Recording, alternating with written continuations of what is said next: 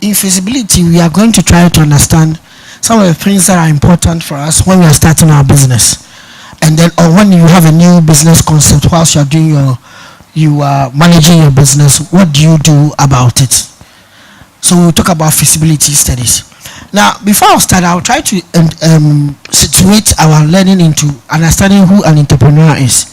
Most of us call ourselves entrepreneurs. Some of us are not sure about whether we are self-employed or we are entrepreneurs, or we would like to be entrepreneurs. Who is an entrepreneur? Okay. So I'll start by asking the first question. Who do you think an entrepreneur is? Who do you think an entrepreneur is? Yes. Anybody who wants to help? I see a hand here. The lady. Can we have the mic go to her? Yes. An entrepreneur is somebody who takes risk. Entrepreneur is somebody who takes risk. Is that we agree with that? So children like taking risk. When they see fire, they want to put their hands inside. If the child an entrepreneur, so it's part of those things. And so the children are entrepreneurs. Is that an entrepreneur takes risk? That's one of the traits of an entrepreneur. But who is an entrepreneur? Who is an entrepreneur? Yes. The men. You're not entrepreneurs. Yes, I can see your hand here. Someone that takes the initiative to establish a business to generate money. Thank you very much. Someone that takes initiative to establish a business to generate money. Now let me ask you a very interesting question. So this is your name. Sefa, so suppose Sefa has money and then he opens up a salon, but he doesn't have the skill for managing to do women's hair. So hires people to do the hair for him. That's a Sefa's business. And then you are Senior. So Senior rather is a barber. He has an idea of starting a barbering shop. He goes to see some of his friends and borrows money from them, locates a place, builds a kiosk, buys items, and starts advertising that he's a barber, and people start coming there. The two of them, who's an entrepreneur, who's not an entrepreneur? Yeah. Okay, you say both. You say the barber is an entrepreneur, but Sefa is not an entrepreneur. Yeah, you say they are both. Okay, I want you say they are both entrepreneurs. Okay, Senior has money. He wants to start a hairdressing salon. He likes to see. Sefa has money. He's rich. He wants to start a hairdressing salon, but he doesn't know any type of hairdressing. So he goes to hire a clear, and a clear is a hairdresser who has graduated, and employs that and other people to come and manage the hairdresser. But every day he's there sitting there and making sure the girls are working well. In fact, now maybe it's more interesting. I'll add one more person. So Sefa sits there every day, comes to open the shop, and they come and Equia and the other girls come and work. He has no idea about it. So he says Equia, we manage the girls and I will supply the money. Then Senior is a barber. He wants to start a barbering salon. He doesn't have money. He goes to see a bank, maybe let's say Feasibility Bank, gets some small loan of 10,000 Ghana, comes to get a kiosk. He registers a company. He buys barbering equipment and the machines, and he starts advertising that he's a barber, and people start coming there. Then you are Charles. So Charles is in UK. He sends money down that they should open a chain of salons for him. He'll be coming down next month to come and check it. So he sends it to Amega, and Amega is a brother who's here. And then the guy is giving you, Charles gives the plan, he writes everything, how I want it to be run, everything for Amega to do it, and sends the money. But Charles is not clear. So Amega starts working the first one, then he sends this, he takes pictures of the building and everything to know how they do it together. And Charles is sitting there in the UK, so I have a shop there. He even sends equipment. So which of them is an entrepreneur? Who is not an entrepreneur? I'm asking, so all of them are entrepreneurs. No, we also one by one. So all of our entrepreneurs, hands up. Oh, that's interesting. That's a very, very interesting question. Okay, so all of them are entrepreneurs. Yes. Because they all No, have we're talking about what you say, business mind. Senior, Sofa, Charles, and Omega. All of them are entrepreneurs. Yes, because they all have business mind. That's what you are saying. Okay, now, The guy who initiates the business, who hatches the business idea, puts in the money as risk and employs skill that he hasn't got. That is the proper entrepreneur. so that is Sofa. So, Senior is not an entrepreneur. Charles is not an entrepreneur. No, that's what his definition is. I don't take science.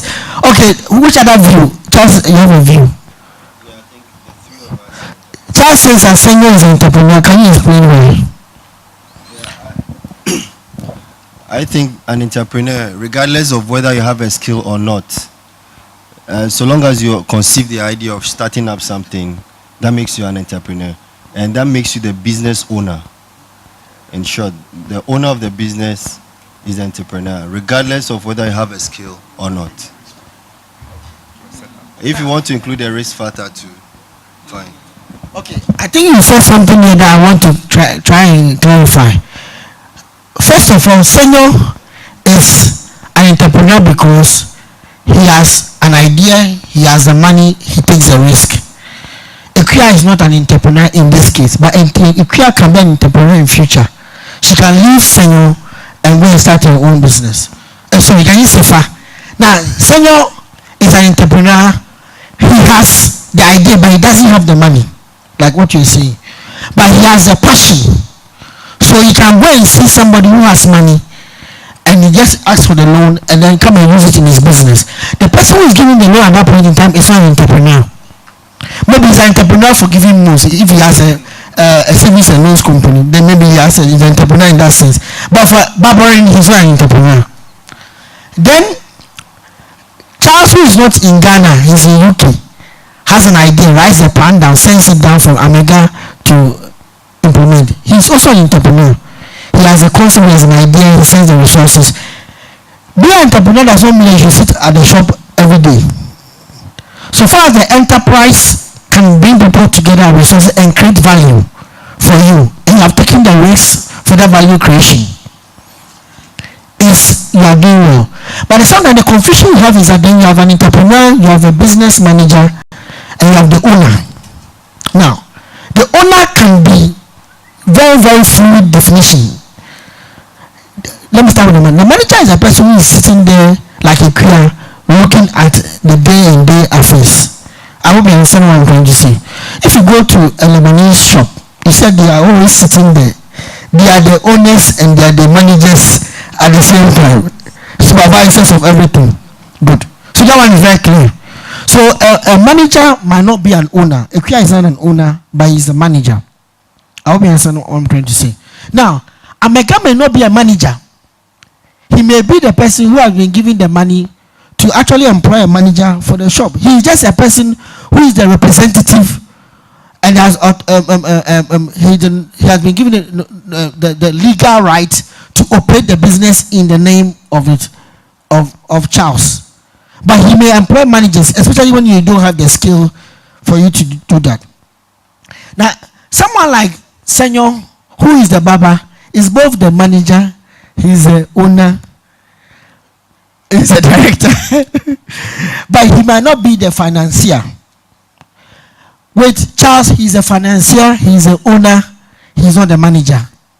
I hope you understand what I'm trying to say. Sometimes managers think that they are the owners. That's the problem that we have.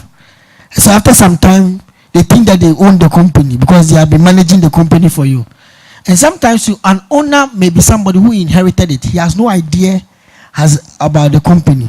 So he may partner with the manager.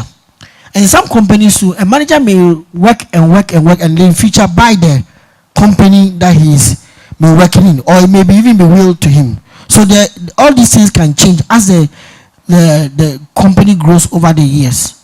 So So it's good that we understand some of these things when we are beginning.